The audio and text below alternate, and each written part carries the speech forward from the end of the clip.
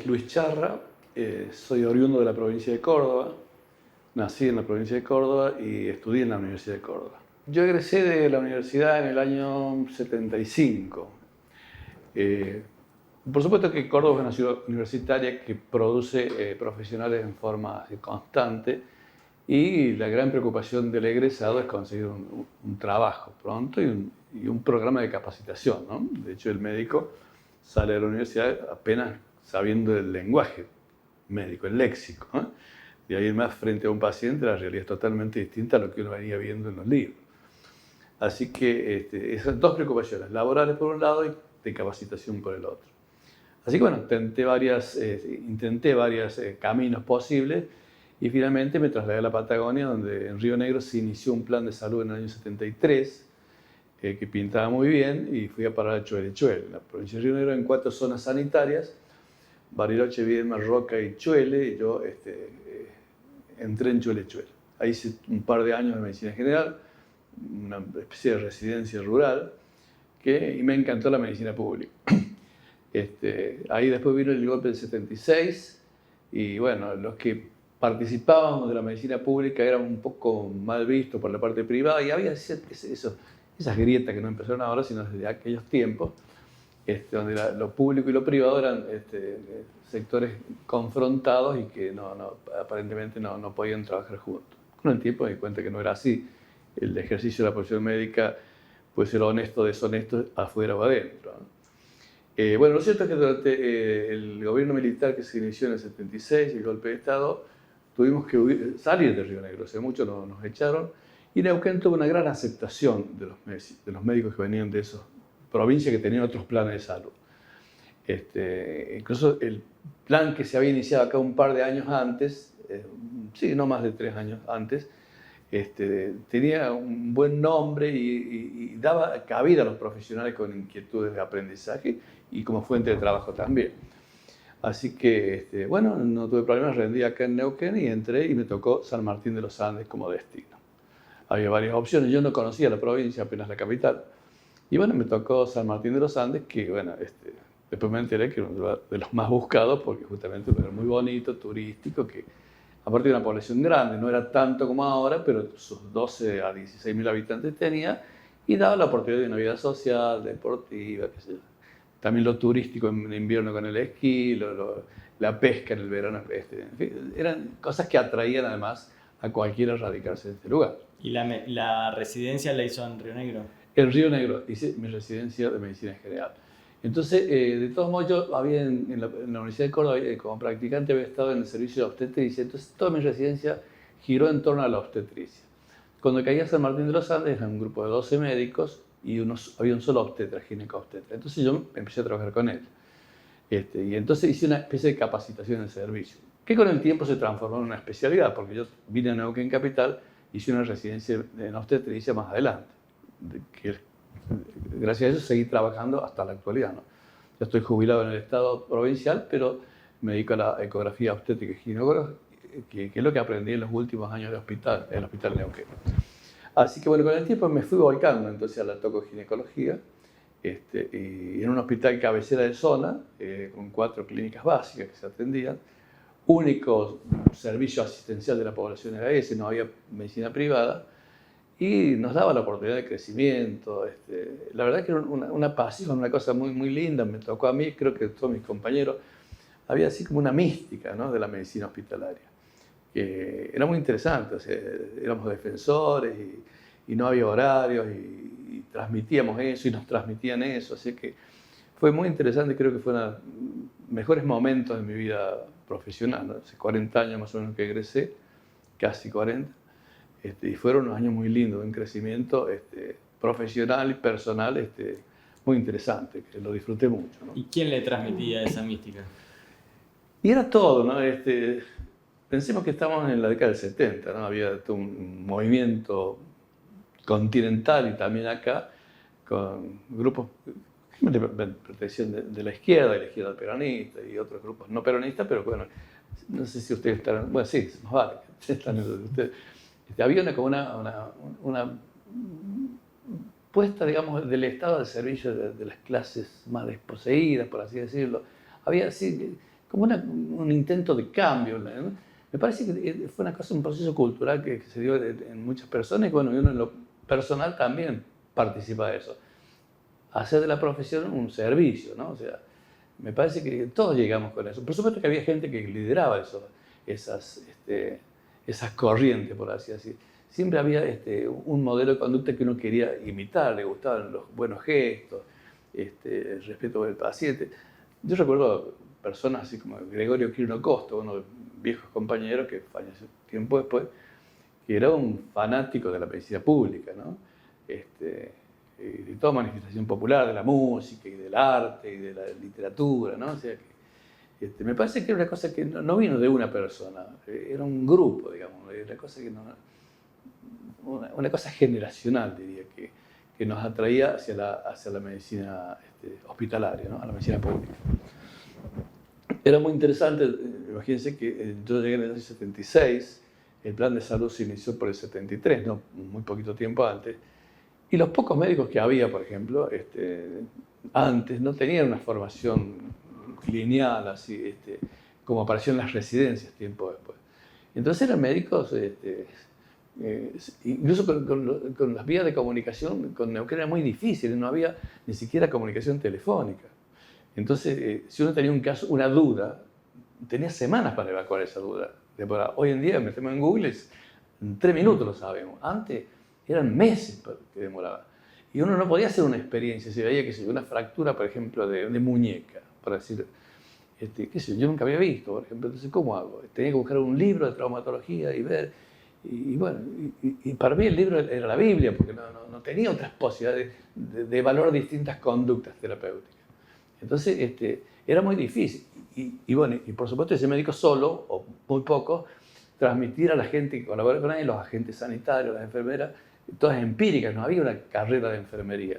Entonces era moverse desde la inmovilidad, ¿no?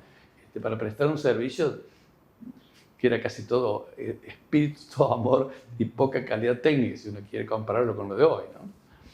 Así que fue muy interesante aquella época del plan de salud porque cuando llegamos nosotros se iniciaron cursos de capacitación de personal, entre ellos los agentes sanitarios, que cumplían una gran tarea para detectar embarazadas, desnutridos, enfermos, en el área rural, que no llegaba nunca, había llegado un médico ahí. Entonces, y había cursos de capacitación y ahí nos fuimos integrando unos a otros, ¿no? Incluso con gente que participaba de esos cursos de formación que venían de reservaciones indígenas, que apenas manejaban el lenguaje, apenas la lectura y escritura, o sea que era una cosa compleja. Es difícil de entenderlo tal vez desde hoy, ¿no? O sea, cómo era tan lento, cómo explicar los gramos, los miligramos, los miliequivalentes, todo ese detalle técnico, ¿no? De la administración de medicamentos, porque no tenía esas referencias a ellos que pueden tener un chico de hoy en día de 10, 12 años. Así que, bueno, una cosa muy interesante, ¿no? O sea, uno se prestaba a eso como docente y también aprendíamos enseñando, ¿no? Que creo que, en definitiva, eso pasa, ¿no? Que el que enseña es el que más aprende, ¿no? Así que... ¿Y cómo era cuál era el volumen del hospital de San Martín? San Martín tenía 12 a 15 médicos, había un par de obstetras, 2 clínicos, 2 cirujanos, un anestesista y unos 3 pediatras. Y había, a ver, qué sé, unas 20, 30 camas más o menos. Y era el hospital cabecera de la zona 4 de la provincia de Neuquén. Hacia ese hospital confluían derivaciones de Aluminé, de Junín de los Andes, de Villa Langostura, que en aquellos tiempos Villa Langostura es provincia de Neuquén, pero tenía que llevar a Bariloche porque en invierno el camino 7 de agosto se bloqueaba. Así que había una población, pongámosle general, así de la zona 4 de 40.000 habitantes, una cosa así. Disperso en una geografía bastante complicada, ¿no? Porque en invierno los caminos se bloqueaban, o por barro o por nieve, así que alguna vez hemos tenido que cubrir nosotros poblaciones como Aluminé, como médico único, y sabíamos que si empezaba a nevar, por 7 días ni entraba ni salía nadie del pueblo, así que había que poner el hombro como uno pudiera, ¿no? O sea, sin comunicación tampoco. ¿Cuántas veces como médico único pedí un parto de gestación chiquito con una malformación, no diagnosticada porque no había ecografía tampoco? Y yo sabía que no había nadie a menos de 500 kilómetros, y con ese alguien que me había informado o darme un dato o una ayuda, recién tenía comunicación a las 48 horas, por ejemplo. Así que era una cosa complicada. Pero, bueno, qué sé yo, fue una época de crecimiento personal muy, muy interesante que nos dejó marcados. Y con el tiempo fuimos entrando en capacitaciones. Finalmente, la provincia nos dejó, siempre nos permitió todo un crecimiento. Yo como médico de planta de San Martín, que había entrado como médico general, terminé haciendo tocoginecología y después de la tocoginecología terminé haciendo estudios imaginológicos, ecografía, que es lo que hago desde hace unos 15 o 20 años más o menos. ¿Y la relación con la comunidad, cómo era? Y yo creo que era un pueblo y era muy linda porque era, digamos, el único lugar de prestación de salud en el pueblo era el hospital. El hospital era defendido por todos, la gente de todos los niveles se atendía en el hospital. Y éramos orgullosos. Además, el hospital era nuevo, era chiquito, muy coqueto, muy limpio. Incluso cuando venían visitantes, algún curso, así, lo primero que hacíamos era hacerlo dar una ronda por el hospital para que conozca el lugar de trabajo. Y la verdad es que la gente se entusiasmaba mucho, porque no era un hospital de los viejos hospitales de provincia. Parecía una clínica hoy, de las de hoy más coquetitas, ¿no? O sea, había una gran integración de la comunidad, y aparte la gente no profesional, porque todos los profesionales en general venían de fuera, pero enfermería, personal de maestranza, algunos administrativos eran todos del pueblo. O sea, había una unión ahí, una unidad funcional, por así decirlo, muy, muy interesante, ¿no? Y amena, y bueno, así que los grupos de trabajo eran muy lindos. ¿Y lo que era la atención afuera del hospital? ¿Hacían visitas programadas? Claro, claro, nos tocaba a todos una zona que hacíamos cada 15 días o cada 30 días. A mí me tocaba particularmente la población de Huaún. Huaún está en el límite de la frontera con Chile, cruzando todo el lago Lácar de San Martín, tenemos un lago de 30 kilómetros, llegamos a Huaún. Y había 4 casas, eran 2 de gendarmes y 2 de pobladores de ahí, además. Y la mayor parte de la gente que atendíamos, yo atendía, por ejemplo, los viernes, el último viernes del mes, y venía gente de Pirihueco, de Chile, donde había un aserradero y una población grande. Y bueno, una cosa que estaba pensando hace un rato, pensando en este tema, es que no había diferencia. Se venían los chilenos, los atendíamos porque era gente de ahí. O sea, nadie me planteó nunca, mira, no los atienda porque no tienen domicilio acá, son chilenos. Nadie me dijo nunca. Es más, he tenido casos complicados que tenía que derivarlos y los llevaba con mi ambulancia o la camioneta o la lancha, que íbamos en lancha, al hospital y se internaba y nadie cuestionaba nada. O sea que era un servicio interesante, ¿no? Que daba satisfacciones, no teníamos limitaciones. Y bueno, y en esa población rural, que también venían otros pobladores que venían de lugares así donde había aserraderos, y bueno, muchos chicos había, y los agentes sanitarios tenían una función muy importante, porque llegábamos ahí, el agente sanitario había ido un par de días antes y sabía cuántos chicos, cuántos desnutridos, cuántas embarazadas, cuántos ancianos necesitados de atención. Era que si uno era joven y era lindo ese tipo de servicio, ¿no? No faltaba, por supuesto, la actividad recreativa, como la pesca, por ejemplo. En verano, donde terminé de trabajar, pescar en uno de esos lagos era un sueño, o nadar, una cosa. Le agregamos ese plus que, bueno, no estaba prohibido hacer. Y cuénteme un poco de los agentes sanitarios. ¿Cómo? De los agentes sanitarios. ¿Cómo era la relación? ¿Cómo eran ellos? Los agentes sanitarios salían, digamos, de un nivel... Porque había cursos para enfermería y para agentes sanitarios. Yo no sé cómo era la selección de los agentes sanitarios, pero eran chicos que tenían muy poca preparación. Creo que ninguno tenía el secundario. Entonces, hacíamos cursos anuales y había que prepararlos muy bien, o sea, desde lo básico, ¿no? Y gente que salía muchas veces de los ámbitos rurales. Había un lugar que se llama Chiquiligüín, que es cerca de Junín de los Andes, bueno, un caserío, 10 casas, por ejemplo, un área. Es de la comunidad Sayhueque. Sayhueque era un cacique de los que luchó en aquellos tiempos defendiendo estas cuestiones, estas tierras, ¿no? Este muchacho, Félix Sayhueque se llamaba, era el nieto del cacique aquel. Y bueno, y era un tipo muy simpático y lo habían traído, pero era muy elemental, nos costaba mucho enseñarle cosas. Pero el tipo tenía un conocimiento de la población, de las necesidades que nos iban. Era una cosa que nos alimentábamos unos a otros. Así que no era fácil, había que vigilar bien la administración de medicamentos, las dosis de las vacunas, supervisar cada cosa porque no estaba muy preparado. Con el tiempo se fueron haciendo, ¿no? Y algunos salieron muy capaces, brillantes, algunos. Pero en ellos predominaba sobre todo el trabajo no técnico, sino la voluntad, ¿no? La prestación hacia la comunidad que ellos conocían muy bien, ¿no? Quiénes eran los rebeldes, los que dudaban de las vacunas, los que, por ejemplo, recibían la leche en polvo del hospital que le daba el plan y la vendían. Así, había de todo. Entonces el tipo conocía esa realidad con mucho más claridad que nosotros, ¿no? ¿Y el diálogo con la medicina tradicional, digamos, de los pueblos originarios, cómo era? Bueno, no había un diálogo fluido en aquel, porque tampoco no se evidenciaba por parte de... Eran poblaciones muy dispersas, donde la verdad es que con el tiempo cayó un médico, pongámosle en el 80, un médico general, William Rubens se llamaba, que había sido director de Villa Langostura, y él empezó a trabajar un poquito más con esta cuestión de las medicinas tradicionales, pero que tampoco no había desarrollo, no había... La gente, la verdad que no tengo presente hechos así que me hayan hecho ver que había un bloqueo de las medicinas tradicionales, como que yo la verdad que no las reconocí.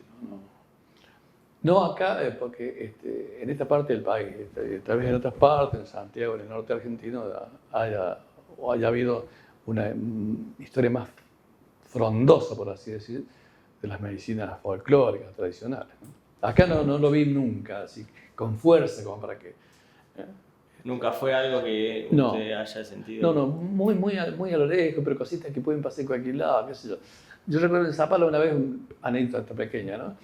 Había un señor que, después fui a trabajar a Zapala, se había atragantado con un pedazo de carne, estaba comiendo, se quedó en el esófago su... Entonces, bueno, vino un cirujano, vio endoscopía, lo que pudo, y dijo, no, esto tiene que ir a Neuquén porque este hombre no, acá no se puede resolver este tema. Entonces estaban esperando la ambulancia a la madrugada que salga para Neuquén, y yo estaba de guardia, me levanté a las 4 de la mañana porque me llamaron, y veo en todos los viejitos que estaban internados en la sala de hombres rodeando a este hombre que lo habían puesto en una silla con los pies descalzos en una palangana, con agua, ¿no? Y la enfermera, una vieja enfermera del servicio, empezó a hacer como una ceremonia. Decía San Blas, a lo mejor lo escuchaban ustedes. San Blas, y oraban todos y levantaban los brazos y golpeaban las manos. Yo me quedé helado porque nunca había visto una cosa así. Pero bueno, me parece que no sé si tiene que ver con, porque los mapuchos, tehuelchas, que San Blas lo conocerían, me parece que una cosa venía de otro lado. Con el tiempo lo comenté y alguien me dice, sí, ese San Blas me parece que es un ritual que hacen para desobstruir a lo que sea. Hay una comida en el esófago. Pero no, creo que fue el único episodio que vi así que se apartara de... o que creyera que tenía un efecto sobre determinados cuadros clínicos, ¿no? Así que no he visto confrontación tampoco con la medicina, porque no había una medicina desarrollada, ni siquiera, ni insinuaciones, no vi eso, ¿eh? Tal vez otros lo vieron con el tiempo, que estudiando eso, porque son cosas medio profundas en la sociedad, ¿no? Sí. Apunta a si usted se encontraba que, por ejemplo, le recetaba algo, le prescribía algo, le recomendaba que haga algo y se encontraba con que por ahí no coincidía con lo que esperaba, lo que le habían dicho. Sí, puede ser que hemos tenido casos de falta de entendimiento del mensaje que damos y, bueno, las confusiones, cosas que era habitual, que debe seguir siendo habitual, ¿no? Pero creo que con el respeto que no sé, era una generación interesante, teníamos 30 años por ahí, y había un gran respeto de la población porque la respetábamos también, ¿no? O sea, era una cosa en eso se basaba mucho la relación con los pacientes, ¿no? Y había cosas que tenían un poder que más allá de las palabras. Le cuento brevemente una. Yo atendí a un viejito hemipléjico, lo tenía en San Martín de los Andes, consultorio periférico, vivía en una tipo villa miseria, una cosa así, contra la montaña donde no hay gas ni nada. Y entonces le dije, era hipertenso, el hombre siempre venía a buscar medicamentos con su muleta. Y le dije al señor, mire, señor, no lo traiga más, yo paso por su casa, avíseme cuando necesite algo, yo muestro lo que sea, médicas, se los llevo. Y siempre venía la señora, casi no hablaba porque era muy afónica, y un día viene y espera toda la consulta que tenía con un montón de chicos, y la veo al final y dice, está mal. Bueno, cargué lo poco que tenías, terminé el consultorio y me fui a la casa. Era una casita que yo había ido alguna vez, en la ladera de la montaña había 2 habitaciones, acá y una al fondo, ¿no? Recuerdo la vez que vi, así, de detalle, había una mesa, algunas camas por ahí. Cuando llegué, esa vez que me dijo que estaba mal, una mujer no hablaba en el camino, fuimos subiendo, y entro a la habitación, había sillas como estas, y todas mujeres grandes sentadas, pero no había muebles. ¿Y esto qué pasa? La mujer prendió un candelabro para entrar a la habitación, entramos, y veo al hombre en el suelo, vestido, con unos tarritos de velas prendidas, lo estaban velando, estaba muerto. Y yo, ¿para qué me llamaron? Bueno, entonces, claro, yo tenía que tener un gesto, porque algo tenía que hacer, no podía decir está muerto porque lo veo, ¿no? Entonces me arrodillé, creo que el toque estaba helado, sin pulso, más vale.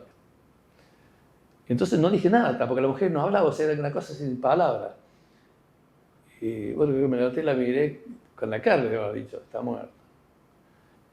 Y salimos de la habitación, todo en silencio, las mujeres fueron, a la habitación del frente, y cuando yo salgo de la habitación, saltaron todas a llorar. O sea, es como si faltara la presencia de un sacerdote, una cosa así, que vino, comprobó la muerte y salió sin decir palabras. Y ahí lloraron, ahí lo decretaron muerto al hombre, ¿no? Una cosa... para un sketch, yo había escrito alguna vez un cuentito refiriendo a esto, porque la verdad que me conmovió, ¿no? Casi no recuerdo palabras de todo ese acto, ¿no? Pero la comunicación era así, gestual, diría, ¿no? Fue muy enriquecedora, si cabe la palabra, muy impactante en mí, ¿no? Cosas así nos han pasado muchas, ¿no? De todo tipo. Y después en San Martín, ¿cuánto tiempo estuvo?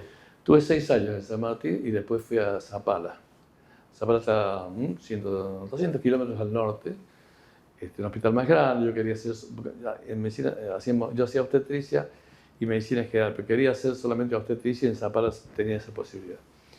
Así que me fui a Zapala, después vine a Neuquén a hacer la residencia de tocoginecología, volví a Zapala y después volví a Neuquén. Así sí me anduve en la provincia rotando. Zapala ya era más grande, cayeron especialistas nuevos, digamos, ya médicos con residencias completas, la residencia, digamos, la capacitación formal, más, que apareció por el 70, 80, entonces ya con concursos para ingresar, ya se fue modernizando, la fluidez de las comunicaciones era otra, la interconsulta con otros sectores, otros servicios más complejos era más frecuente, en fin. Y bueno, aquí en Neuquén ya finalmente, ya digamos con el tiempo se estuvo al nivel del Hospital de Buenos Aires, por lo menos la comunicación había más cursos permanentemente y los hay ahora, ¿no? Los primeros tiempos fueron más puro esfuerzo, digamos, ¿no? Y con el tiempo uno aprendió muchas cosas y bueno, y tuvimos acceso a una información científica más clara. Y este espíritu que me dice, este espíritu de los 70 que estaba presente, Sí. este compromiso con la medicina pública, ¿cómo fue eso a partir del golpe del 76? Bueno, fue curioso porque piensa que en San Martín de los Andes yo llegué con el 76 y me llamó la atención que yo venía de Río Negro, Córdoba, Río Negro, San Martín. En San Martín no había ninguna radio que entraba, no había televisión tampoco. Entonces yo notaba que había como un desconocimiento de la población de lo que estaba pasando en el país, ¿no? Nadie hablaba de nada. Nadie hablaba de desaparecidos, nadie hablaba de crimen. Así que era como si una isla, así que a la que no le hubiera tocado la realidad que vivía el país. Bueno, con el tiempo, bueno, ya acercándonos al 83, se fue conociendo, había gente nueva que se incorporaba. El 78 apareció la televisión con el Mundial, entonces ya tenía la gente otra fuente de información. Y bueno, el compromiso no cambió, tal vez, uno se va poniendo viejo y piensa que antes se hacía una cosa mejor, ¿no? Nosotros hacíamos derivaciones en unas ambulancias que eran desastrosas. 500 kilómetros en ambulancia en un camino poseado, 6, 7 horas en un rastrojero de esos gasoleros, bueno, pues vale por la cabeza terminada, enloquecido. Hoy en día decimos, nadie sube un médico en una ambulancia si no tiene aire acondicionado. Si vieras en lo que viajamos nosotros y te quejas porque no hay aire acondicionado. No, da esa cosa generacional que antes, como no teníamos recursos, había que arreglarse con lo que había. Entonces, ahora, como hay recursos, parece que si no lo utiliza todo, no. Esa es la impresión que tengo. Está hablando un viejo, ¿no? Pero no sintió que eso cambiara mucho a partir del golpe. Ese espíritu, ese compromiso, el funcionamiento incluso del sistema. No. En la vida hospitalaria casi diría que había gente que ni hablaba del tema. El compromiso se mantuvo y si cambió no fue ni por el golpe, tampoco cambió con la recuperación de la democracia. Digamos que en la vida hospitalaria transcurre casi como por una cosa médica, es medio es muy encerrada en una realidad que está como ajena a lo que pasa afuera, ¿no? No se notaron ahí cambios que modificaran pleno golpe, ¿no? O sea, el gobierno militar. Pero siempre se mantuvo el hospital público, que para muchos médicos es una pasión, ¿no? Porque es el hogar para el médico, ¿no? O sea, cualquiera de todos nosotros nos gustaría que el día que nos internemos, aunque tengamos la mutual que tengamos, quiero ir a un hospital, ¿no? Hemos visto gestos y se siguen viendo, ¿no? Esos que aparecen de las viejas enfermeras, que sin capacitación técnica, pero con un espíritu, ahí, una dedicación, un amor por lo que hacen, que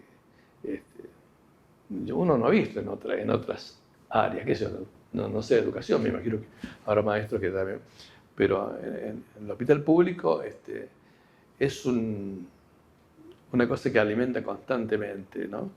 Y siempre hay alguien que se arregla con lo poco que tiene. Siempre alguien lo va a atender, siempre. Todo. El hospital público para mí es un lugar casi día sagrado, se me cabe esto, porque es un lugar que uno lo forma, lo educa, lo alimenta y me gustaría, como le digo, yo me tengo que internar y morirme, si no en mi casa, en la calle, que sea en un hospital público. ¿Y cuáles son las amenazas al hospital público? ¿Qué cosas son las cosas internas que pueden llegar a amenazar el hospital? En ese momento, ¿no? ¿En ese momento? Sí.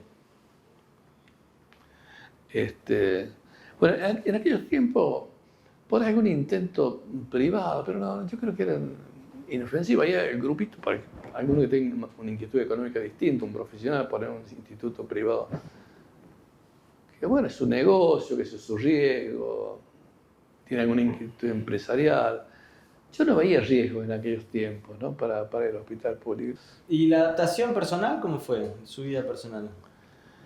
Bueno, yo vine casado, tengo 2 hijos patagónicos, y el trasplante es difícil siempre, por lo que uno pierde. Gana muchas cosas, no hay que ser injusto porque uno pierde cosas, los hijos se crían sin abuelo, así le decían a Neuquén, la tierra sin abuelo en aquellos tiempos.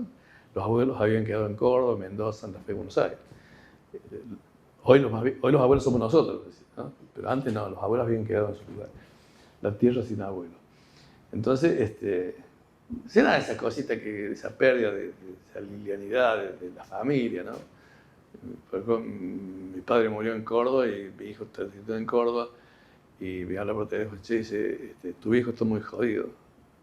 Como tu viejo, ¿no es tu abuelo? O sea, y no es como si hubiera una ruptura y una cosa que no hay una continuidad. Hoy en día sí, los que somos abuelos ahora, ¿no? No fue fácil, pero siempre tuve suerte. Neuquén me aceptó y me trató bien siempre, no porque queja para nada. Es distinto Neuquén que Córdoba, que Santiago, que Tucumán. El petróleo da ciertas características distintas al movimiento social. Incluso el petrolero, que tiene un ingreso muy superior al resto de la gente, tiene modelos de consumo, esas cosas que el que accede a 2 pesos quiere vivir como un petrolero y bueno, es una característica. Yo voy a Córdoba habitualmente y no veo eso. Veo una cosa más nivelada, ¿no? Acá es más estratificada por el tema del ingreso, ¿no? Pero hay de todo, hay de todo. Bueno, apareció la Universidad del Comahue, acá que, bueno, como todas las universidades pequeñas, con el comienzo son medio precarias y elementales, pero creo que aparecen personajes interesantes, profesores, cuadros docentes buenos que irán levantando con el tiempo el nivel, ¿no? Así que, lo personal, entonces la adaptación fue buena. Yo me adapté mucho, pero sé que los cordobeses son muy nostálgicos, ¿no? Pero, bueno, bien, bien. ¿Y la familia? ¿Su familia también? Sí, mujer cordobesa de origen, se dejó toda su familia allá y en aquellos tiempos también hay que pensar en esto. San Martín de los Andes de Córdoba son 1.700 kilómetros y había un colectivo una vez a la semana, me parece. Entonces, era muy difícil, ¿no? Hoy en día tenemos vuelos a diario, varios vuelos desde acá. Entonces, uno ha olvidado aquellos viajes casi de aventura, cuando habíamos vacaciones en un autito a la familia Córdoba. Pero se adaptaron bien y los chicos, bueno, necesariamente ya son de acá, ellos son de acá. O sea, el que quiere volver es el que estuvo alguna vez viviendo en otro lado, pero los chicos alguna vez dicen, no, ¿a dónde vamos a volver? Nosotros somos de acá. No tenemos que volver. Vos, si te hubiera corrido volver. Además, con el tiempo, el volver tiene otro aspecto, que uno quiere volver a un tiempo que ya no está, no a un lugar, porque el lugar es diferente ya. Siempre digo, tonteando, que uno no tiene un lugar en el mundo, tiene un momento en el mundo. Los lugares son de todo, son propios. ¿Y los traslados internos, cómo se vivían? Ese desarraigo, estaba 6 años en San Martín, después van a Zapala. No, fue fácil porque digamos que en aquellos tiempos, sobre todo, era un poco médico en la provincia y uno escuchaba Juan, por ejemplo, Pereira, pues un médico de Chosmalal, así. No sé dónde había leído, siempre se comentaba que Juan Pereira, que estaba. Entonces era fácil. Muchos éramos de provincias como Córdoba, por ejemplo, entonces fácil conectarse con un cordobés, con un porteño, con un mendocino, o sea, no fue complicado para nosotros, eran pequeñas mudanzas de barrio nada más, ¿no? ¿Y existía esa sensación de la pertenencia a una cosa más grande que era el sistema? Sí, creo que sí. ¿Cómo era eso? Y uno se sentía una parte importante. Y yo alguna vez tuve una pequeña tentativa de trabajo en medicina privada, no acá, porque son 2 o 3 meses que intenté en unas vacaciones sin una licencia sin goce de haberes, y me fui a Córdoba y me di cuenta de que yo no era nada. O sea, yo en una fábrica como era esto, me cumplía mi papel a la perfección, me desarrollaba, me preparaba, y poniendo en Córdoba un consultorio en mi pueblo, me di cuenta que era como de la gran fábrica que había puesto un kiosco allá. No tenía nada que ver. ¿Qué hago solo acá? No sé trabajar solo. Yo soy parte de un equipo. Así que me sentía que pertenecía al plan de salud que él me había enseñado, que me nutría y que ahí uno, bueno, como en cualquier situación donde se siente cómodo, tiene su mejor expresión, ¿no? Si el médico o cualquier persona está en un lugar que no es hostil, va a ser un desastre, su producción va a ser mínima, ¿no? Yo sentí momentos del plan que me sentí bien. En algún hospital de los que roté no tanto, entonces uno se retrae. Pero cuando uno, por ejemplo, en el hospital de Eugenio trabajé ecografía en los últimos tiempos, era un grupito como de 10 ecografistas, y el hospital ardían las bombas por los conflictos internos del resto, y nosotros estábamos paros, nunca un paro, o sea, nos gustaba mucho lo que hacíamos, sentíamos que era nuestro y lo teníamos que defender. Entonces eso es pertenecer a un lugar, ¿no? Eso es sentirse parte, sentirse orgulloso de serlo y saber que lo necesito y que bueno, si todos trabajamos, esto va a seguir. Y desde su puesto de trinchera, como dijo, Sí. que usted estaba en la atención, ¿se enteraba, tenía noción de lo que pasaba en otros lados? Por ejemplo. De cómo han bajado los índices de... Y sí, porque en el hospital se discutía eso, se transmitía. Sí, ¿Cómo bajó zona 1? ¿Cómo está zona Sí, 3? no, por supuesto que yo no participaba de las... O sea, ¿En qué cosa se notaba la cosa colectiva, la cosa sistémica? bueno, permanentemente había clases, ateneos o seminarios, así donde se hablaba mucho. Por ejemplo, un tema que Neuquén defendió mucho fue el tema de la mortalidad infantil, ¿no? Que desde el plan de salud se instaló el 70 y pico en adelante, cambiaron mucho las cifras, no las tengo presentes ahora, pero por ejemplo que se venía de 200 por mil a 40 por mil, por ejemplo, ¿no? La mortalidad infantil, que era un indicador muy importante. Después había otros indicadores de nutrición, indicadores de expectativa de vida, indicadores como el parto domiciliario, que es nunca más, la población vacunada, los casos de enfermedades que se fueron erradicando, tipo sarampión, rubiola, meningitis, ¿no? O sea, uno percibía porque nos daban constantemente.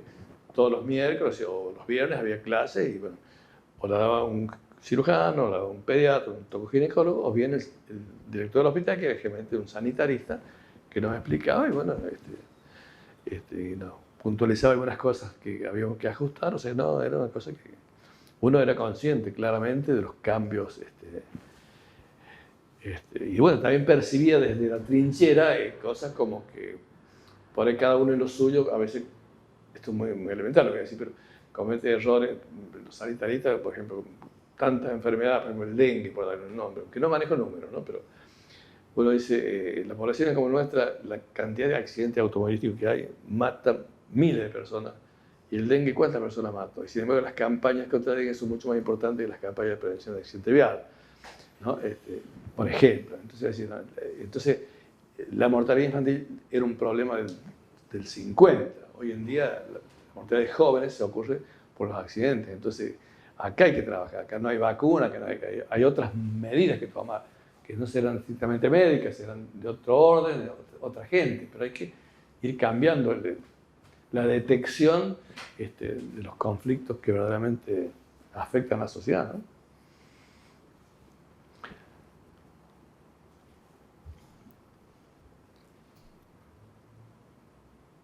¿Y cómo siente que evolucionó la cosa? ¿Cómo siente que el funcionamiento del sistema? ¿Cómo, de este momento que nos cuenta todo este espíritu, todo...? Es interesante eso porque, pongámosle 30 años atrás, más o menos, cuando yo estaba en el hospital de Neuquén haciendo tocogineco, rotábamos por cirugía en aquella época. Había un equipo de cirujanos muy bueno, pongámosle 15 cirujanos generales, ¿no? Y cualquier neuquino, cualquier accidente serio, cualquier patología compleja iba para el Hospital Neuquén. El Hospital Neuquén era el lugar donde se podía resolver el problema. Las clínicas afuera fueron creciendo a poco, con aporte económico, ¿no? Pero el hospital era el lugar donde se resolvían las cosas. Los médicos acá fueron creciendo, se fueron jubilando, madurando, tenían inquietudes de actividades privadas y fueron saliendo. Y uno con el tiempo se dio cuenta que estos mismos tipos que salían afuera seguían con la misma conducta hospitalaria. O sea que el hospital actuó como un difusor de conductas técnicas y, ¿por qué no?, también hasta morales, diría, ¿no? O sea, yo conozco mucha gente que trabaja en privado, muchos que son hoy veteranos, que aquella época eran todos jóvenes, y que trabajan con el mismo espíritu que se trabajaba en el hospital en aquella época. O sea que el hospital tuvo un efecto muy positivo sobre la medicina pública sobre la medicina privada. Y todavía, miren que el hospital lo veo muy caído, ¿no?